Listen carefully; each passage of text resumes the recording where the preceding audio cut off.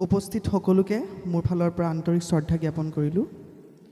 আজি মই পৰিৱেশন কৰিবলৈ লোৱা সংলাপটি প্ৰথম সংলাপটি শ্ৰী ৰামৰ অৰণ্যগমন ভৰতৰ পাদুকা স্থাপন নাটভাগীৰ কৈকেয়ী চৰিত্ৰটো আৰু দ্বিতীয় সংলাপটো শ্ৰী শ্ৰী ৰাম পৰাজয় সীতাৰ পাতালগমন নাটৰ সীতা চৰিত্ৰটো।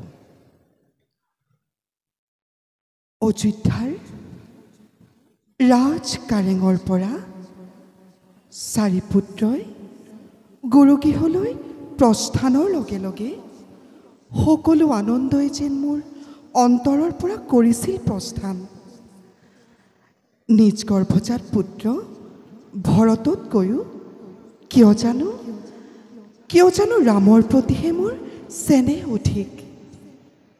মাতৃ বুলি শুনো যেবে ৰামৰ মুখত এষাৰি মৌ পিঠা মাত, মোৰ যে হিয়াখন একেবাৰে হাত পৰি যায়। ৰাম ভৰত, ৰাম ৰাম ভৰত, ৰাম ভৰত মই নোখোৱালে যে ৰামে একোকেই নকৰে গ্ৰহণ। গুৰুগৃহলৈ যোৱাৰ প্ৰাক্ষণত মোৰ পৰা আশীৰ্বাদ কৰোঁতে গ্ৰহণ দেখি ৰামৰ সেই সজল নয়ন, মোৰ যে বুকুখনি ভাঙি যোৱাৰ হৈছিল উপক্ৰম।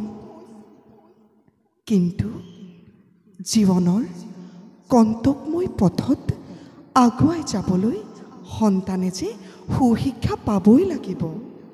সেয়েহে সন্তানৰ প্ৰতি অত্যাধিক অন্ধ স্নেহ একেবাৰে নহয় শোভন।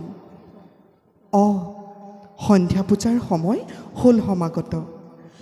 পুত্ৰ স্নেহত অন্ধ হৈ পাহৰিলোঁ মই মোৰ সকলো কৰ্তব্য। এবে নকৰি পলম কৌশল্যা সুমিত্ৰাৰ সমে সন্ধ্যা পূজাৰ কৰি আয়োজন, চাৰি পুত্ৰৰ মংগলৰ বাবে ঈশ্বৰক কৰোগৈ আৰাধনা।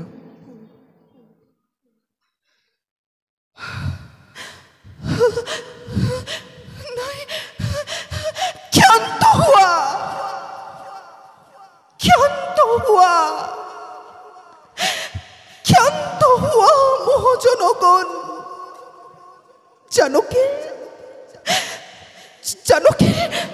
জানকীৰ জয়ধ্বনি আৰু নাই প্ৰয়োজন।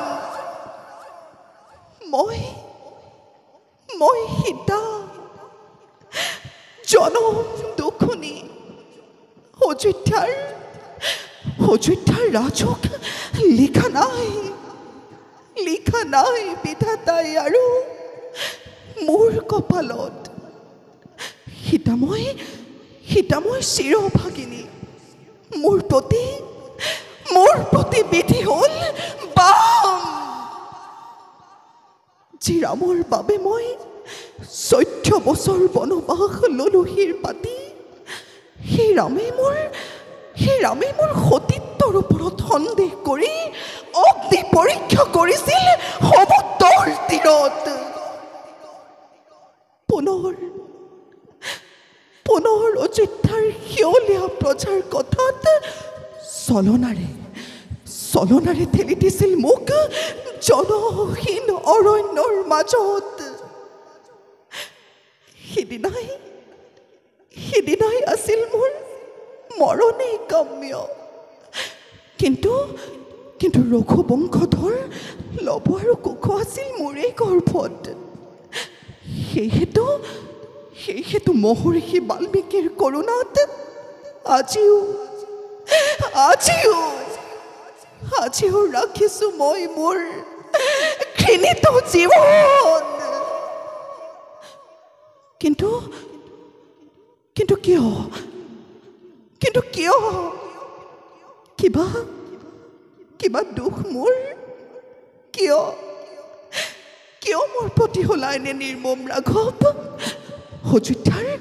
অযোধ্যাৰ হিংসুকীয়া প্ৰজাৰ কথাতে বেদ বানিবলৈ ধৰি লৈ সঁচাক মিছা নকৰি বিচাৰ। কিয়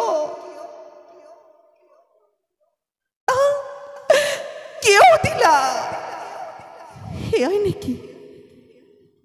এয়াই নেকি ৰামৰ ধৰ্ম? এয়াই নেকি ৰাম? প্ৰজানুৰঞ্জন। ধন্যবাদ।